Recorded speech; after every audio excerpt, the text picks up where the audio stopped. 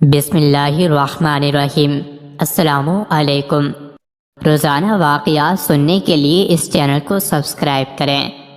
یعقوب بن یوسف کوفی کہتے ہیں کہ میں نے خانہ کعبہ کے طواف کے دوران ایک شخص کو دیکھا کہ وہ کچھ اس طرح دعا مانگ رہا ہے: اے اللہ مجھے معاف فرما دے، مگر لگتا نہیں ہے کہ تو مجھے معاف کرے گا۔ اس کی یہ دعا مجھے بڑی عجیب لگی، چنانچہ اس کے قریب جا کر میں نے کہا: اللہ کے گھر میں کھڑے ہو کر اللہ کی بخشش اور معافی سے نا امید ہوتے ہو، یہ تو بہت ہی تعجب بات ہے۔ کہنے لگا: میں ایک بہت بڑے گناہ کا مرتکب ہوا ہوں، اس لیے مجھے اپنی معافی کی قطعاً امید نہیں ہے۔ میں نے اس سے پوچھا: ذرا مجھے بھی بتاؤ۔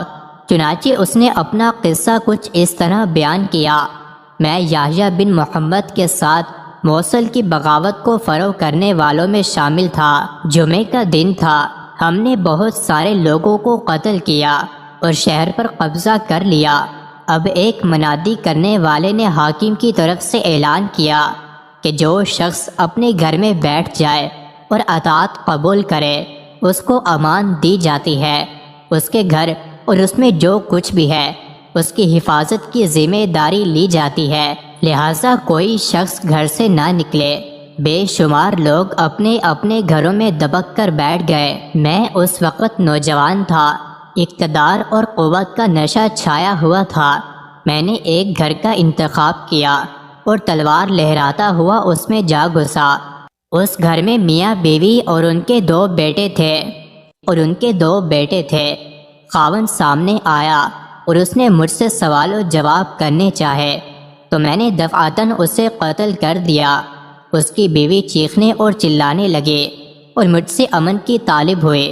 میں نے کہا: گھر میں جو کچھ نقدی اور سونا چاندی ہے میرے حوالے کر دو، میں تمہیں کچھ نہیں کہوں گا۔ یہ گھرانہ مجھے خاصاً امیر کبیر نظر آتا تھا، مجھے یہاں سے خاصی دولت ہاتھ لگنے کی امید تھی۔ وہ عورت اندر گئے اور 7 دینار لے کر آ گئے۔ میں نے اس سے کہا: یہ بہت تھوڑے ہیں اور لے کر آؤ۔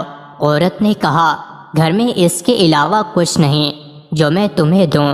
میں نے تلوار اس کی آنکھوں کے سامنے لہرائی اور کہا: بدبخت، فوراً اندر سے مزید مال لے کر آؤ، ورنہ میں تمہارے ایک بیٹے کو اس کے باپ کے پاس پہنچا دوں گا۔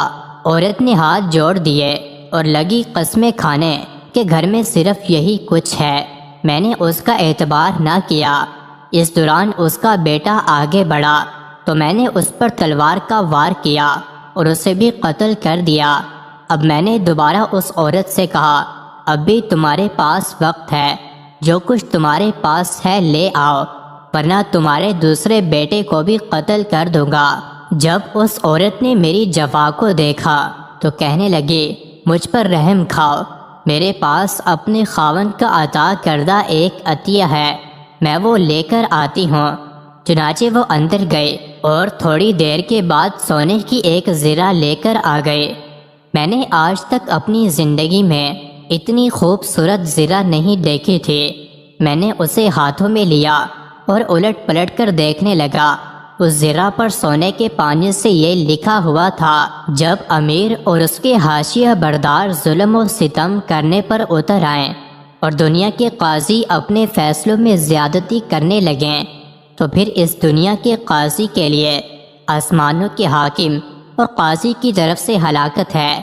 یہ شعر پڑھنے کے بعد وہ تلوار میرے ہاتھوں سے گر پڑی، میرے جسم پر راشا طاری ہو گیا اور میں نہایت شرمندہ اور ذلیل و خوار ہو کر وہاں سے نکل آیا۔ مزید ایسے ہی ویڈیوز کے لیے چینل کو ضرور سبسکرائب کریں۔